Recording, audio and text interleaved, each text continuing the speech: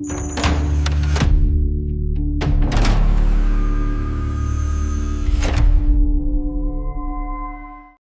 las 8:03 aquí en El Avance Radio a través de 100.1 FM en nuestras redes sociales, @El Avance Radio, @El Avance Media. Nosotros vamos ahora a conectar con Colombia. ¿Qué está sucediendo? Una panorámica después de que se conocieron los resultados preliminares, y entonces vamos a ver cuál es la visión que tiene el periodista Miguel Cardosa de este acontecimiento. Colombia, un país que ha mostrado una polarización pues en grado máximo. Buenos días, Miguel, ¿cómo estás? Saludos, un gusto estar con ustedes esta mañana para darles un poco de contexto de lo que está pasando en el país después de la segunda vuelta presidencial. Qué bueno, adelante, te escuchamos, Miguel. Sí, bueno, son resultados reñidos, pero ya, aunque falta el 100% del escrutinio, hay que decir que estos resultados prácticamente podríamos decir que son irreversibles. El candidato Abelardo de la Espriella, que aunque es abogado, siempre ha estado vinculado a sectores de derecha con opiniones directamente relacionadas también en contra de la izquierda, pero que políticamente no había participado en el escenario y en los últimos meses decidió aspirar a la presidencia de la República y ya como vemos es el virtual presidente electo de la República. La diferencia, para que ustedes me comprendan un poco, en porcentaje es del 1%, 0.96%, es muy poco, pero en términos de votos, cuando vamos a los números, vemos que realmente ya esa diferencia no se puede revertir.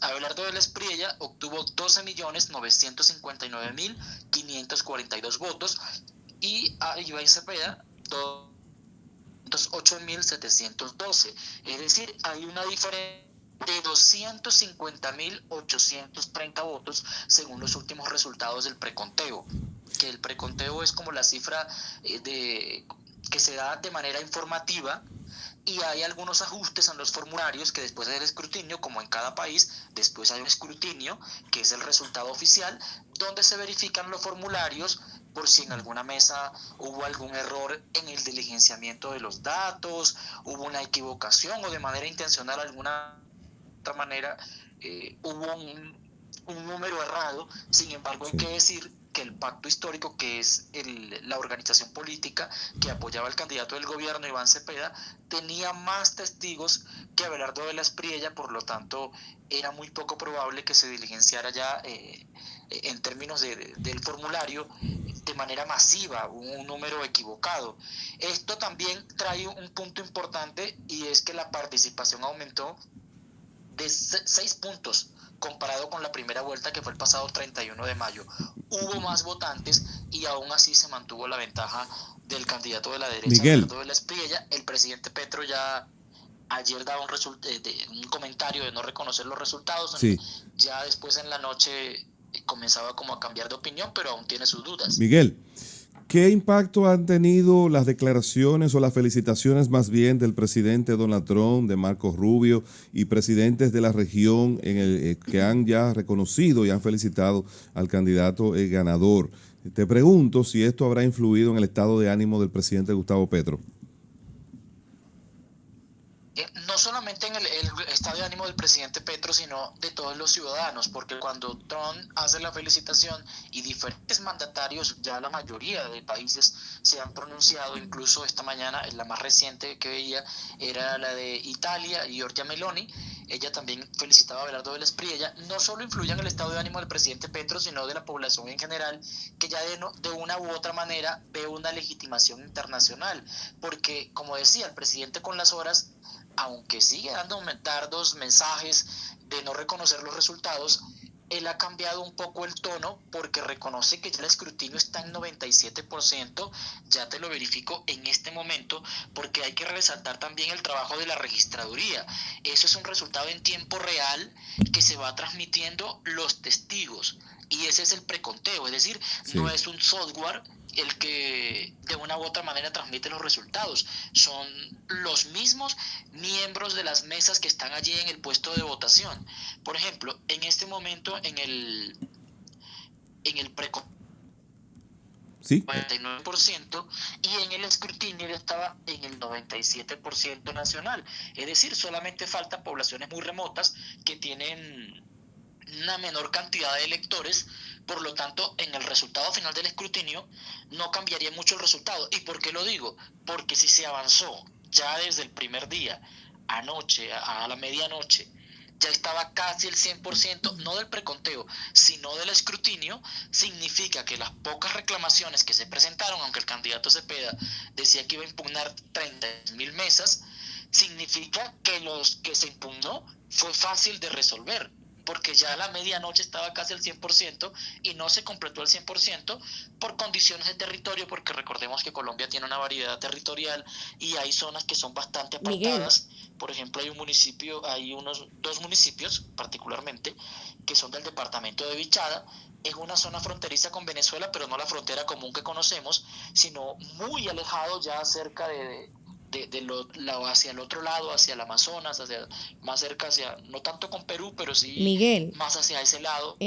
Entonces son zonas muy lejanas, pero de resto la información llegó a tiempo, Miguel, se procesó rápido, Miguel, es decir, las impugnaciones no son mayores. Miguel, con esta ventaja tan mínima que obtuvo Espriella delante de Cepeda, ¿cuál es el ambiente que se vive en las calles? Hubo algunos focos de protesta, pero por ejemplo en Bogotá, que es una ciudad donde vivimos en la zona conurbada, tanto Bogotá como el municipio que está al lado, Soacha y otras zonas cercanas, casi 9 millones de personas, no significó mayor cosa. Son 3 puntos de bloqueo principalmente que se registraron, y en el caso de Cali, algunos conatos de protestas contra el sistema masivo de transporte, que es como uno de los principales elementos que atacan los manifestantes siempre, como para generar un poco más, para llamar más la atención.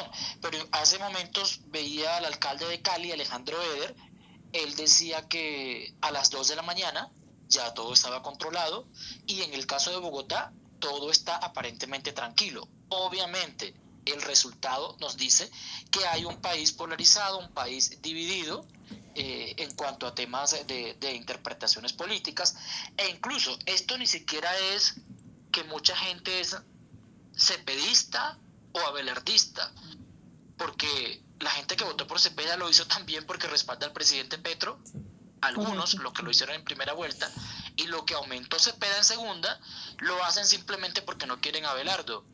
Y en la votación de Abelardo es un voto anti-Petro. Entonces, aquí más que decir que Abelardo es el rey de la figura principal y decir que Cepeda es la figura principal, aquí también se votó a favor de, pero en contra de.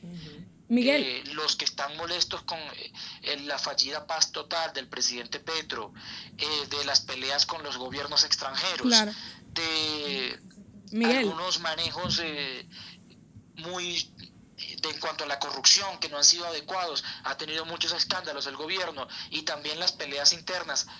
Eso, quienes estaban en contra directamente iban a votar, era en contra del candidato de Petro, que era Iván Miguel, Cepeda. un gusto Y saludarte. por supuesto quienes estaban del otro lado en contra de Abelardo. Miguel. ¿Me puedes escuchar? Sí. Miguel, un gusto saludarte.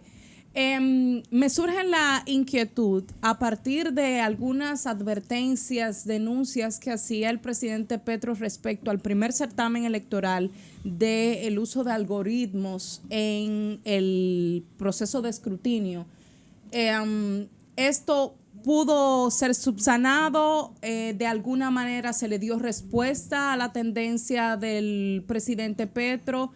De cara a este certamen realizado el día de ayer, ¿no se han mencionado problemas vinculados a ese tema?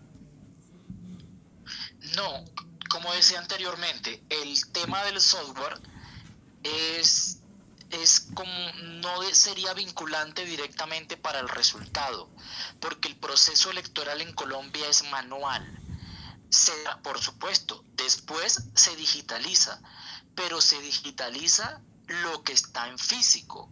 El presidente Petro hace una de referencia para verificar el software, pero de una u otra manera, por ponerlo en manera sencilla, es como que usted tenga su cuenta bancaria y le dé la clave a alguien, por ejemplo. O sea, es algo que maneja la organización electoral. Además, hay testigos de todos los partidos, de organizaciones internacionales.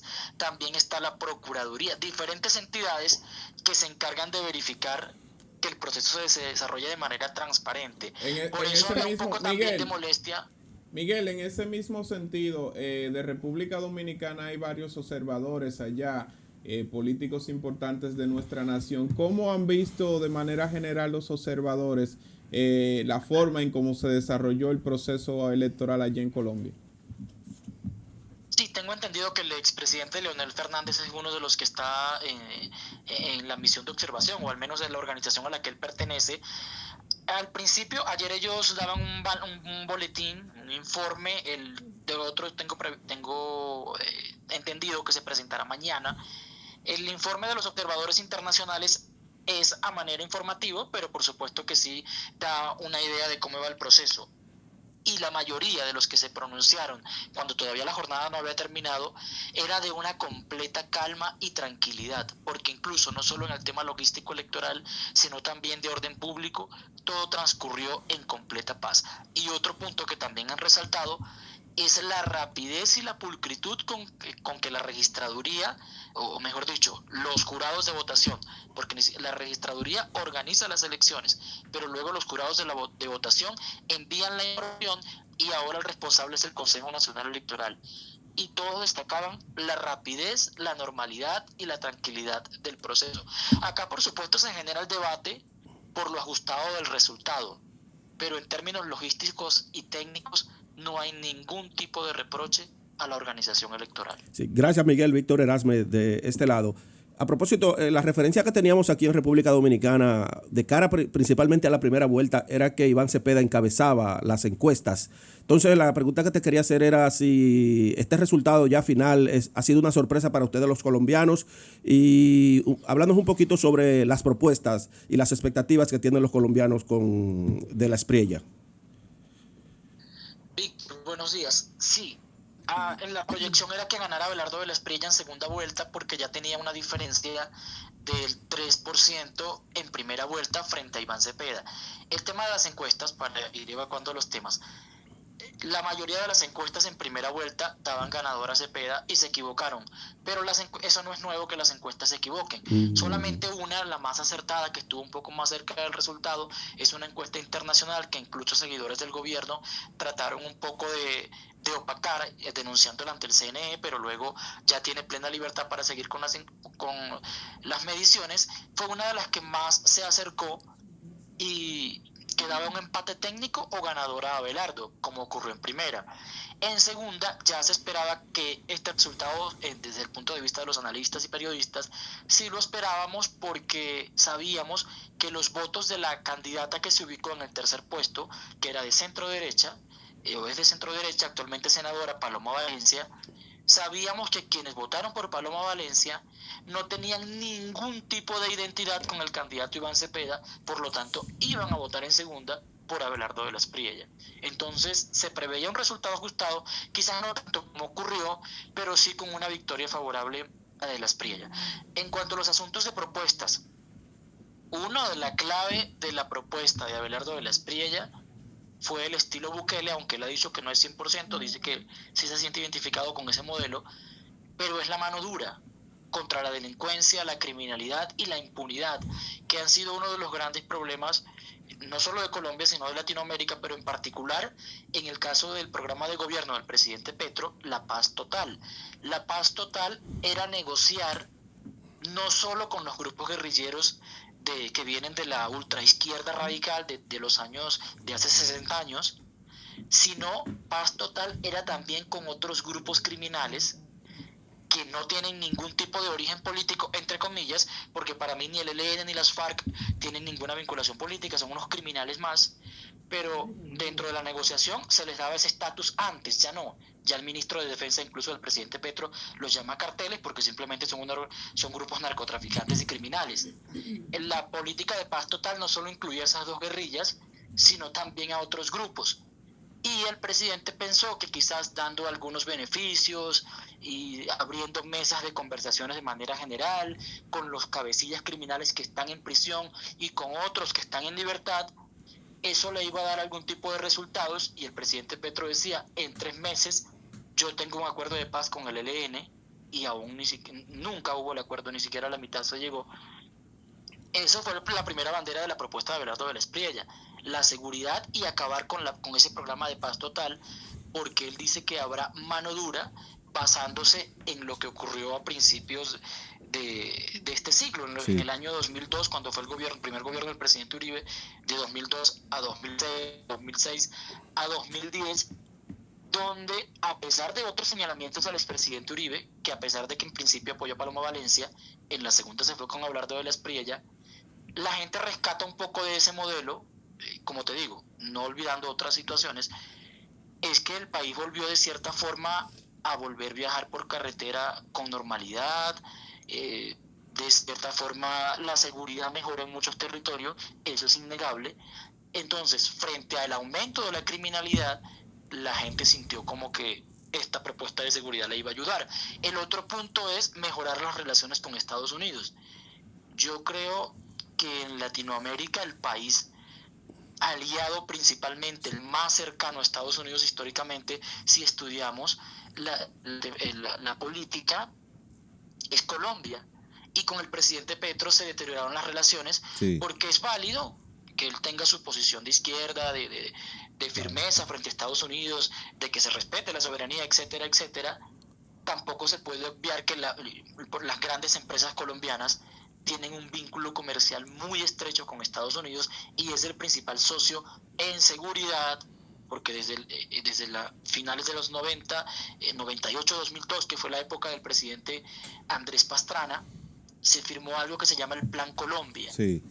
que fue lo que Estados Unidos aportaba, no solo dinero, sino capacitación, formación logística y operativa para que las fuerzas militares enfrentaran a los grupos criminales. Miguel. Y entonces no solo seguridad, sino también economía. Sí, Miguel. La pelea con el presidente Trump podría generar aranceles, etcétera. Ese es otro de los puntos claves por lo que también se identifica la propuesta de Abelardo Vélez Priella. Miguel, dos preguntas finalmente. ¿Qué se espera ahora cuando se da la transición? Y la otra cosa es importante también. Un país que está dividido por la mitad, los desafíos para relanzar la economía van a implicar una serie de sacrificios, probablemente fiscales o impositivos. ¿Tú crees que en ese ambiente de polarización pudiera entonces estarse para Abelardo una situación complicada en los inicios de su gestión? Sí, lo que se viene en cuanto a la transición. El próximo presidente asume el 7 de agosto a las 3 de la tarde. La ley ya está constitucionalmente está establecido así. El candidato hasta ahora presidente electo Abelardo Vélez Priella ha dicho que la información que él tiene es que desde el gobierno del presidente Petro no van a hacer un empalme amistoso y que va a ser un poco complicado esa transición porque él cree que no le van a entregar de manera formal el gobierno y por eso promete una auditoría para que se confirme lo que él va a recibir y en qué estado va a recibir las finanzas del país, el funcionamiento institucional, etcétera. Eso por una parte en cuanto a la transición. En cuanto a lo que se viene, hay que esperar el fin del escrutinio. Yo creo que a más tardar el miércoles ya deberíamos tener el 100% ya con el CNE diciendo con el escrutinio que Abelardo Vélez Priella es el presidente electo basado en los números que van hasta el momento. En cuanto a los ajustes fiscales, Abelardo Vélez Priella ha propuesto en los temas de ajustes fiscales una reforma, quizás no llamarla reforma tributaria en el sentido de aumentar los impuestos, sino de dejarlos quietos por ahora, o quizás en algunas cosas disminuirlos para los empresarios, pero él dice que primero debe recibir y saber en qué condiciones están las finanzas del país para poder tomar medidas de fondo. Pero para tomar medidas en cuanto al otro punto, no solo fiscales, sino de cualquier índole, frente al inicio del gobierno, hay una de cierta forma tranquilidad incluso en los opositores moderados de Abelardo. ¿Por qué?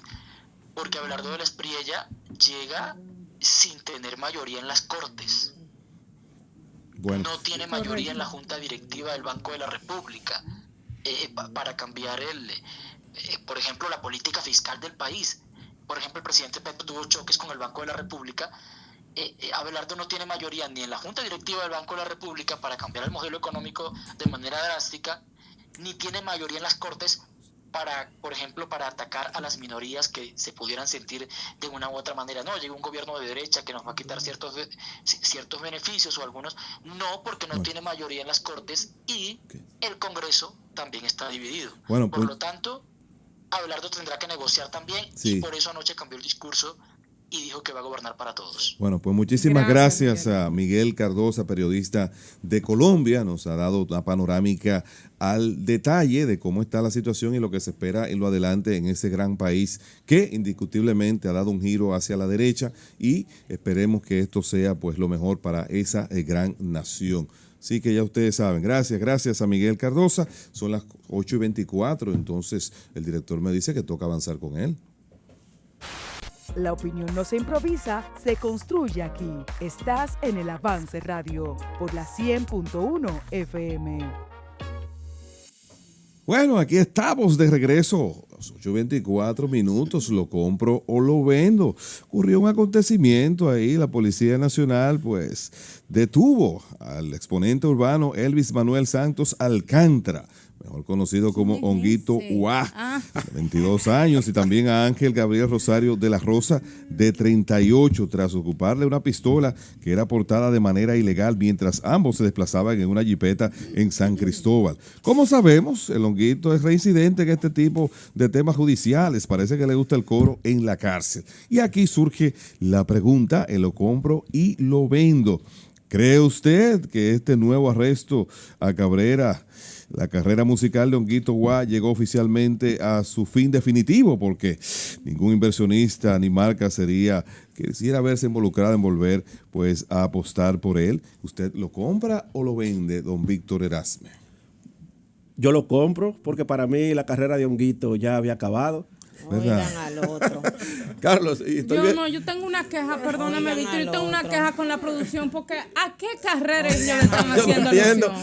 Y ese individuo tiene carrera. Música, entonces le pone producción, por favor. Hoy es lunes. Caramba. Sí, mira, Honguito. Dios debe carrera y le ponen el elemento musical. Patricia, o sea, yo de una vez digo, Carlos, caramba. Perdón, Honguito, brevemente. El maestro Juan Luis Guerra, carrera musical. O sea, son colegas, son colegas.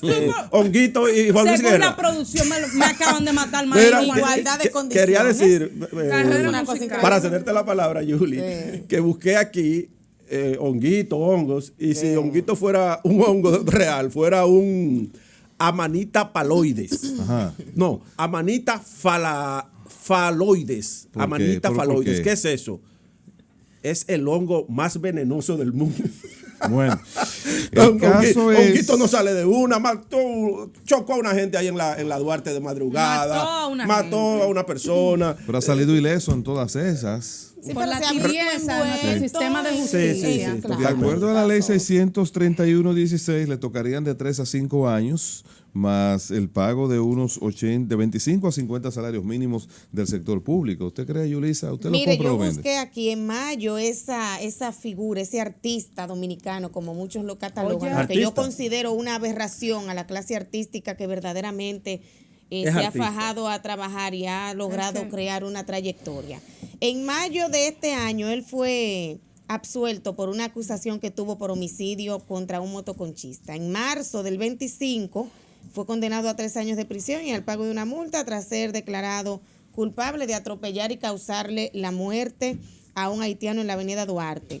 Y además ha enfrentado otros procesos judiciales. Yo lo que creo es que verdaderamente a veces da pena conversar estos temas porque estos artistas, y lo digo real, porque estos artistas ¿Exponente tienen urbano o artista? Este exponente urbano tiene la popularidad y la aceptación que tienen y el posicionamiento que tienen porque hay gente que le consume.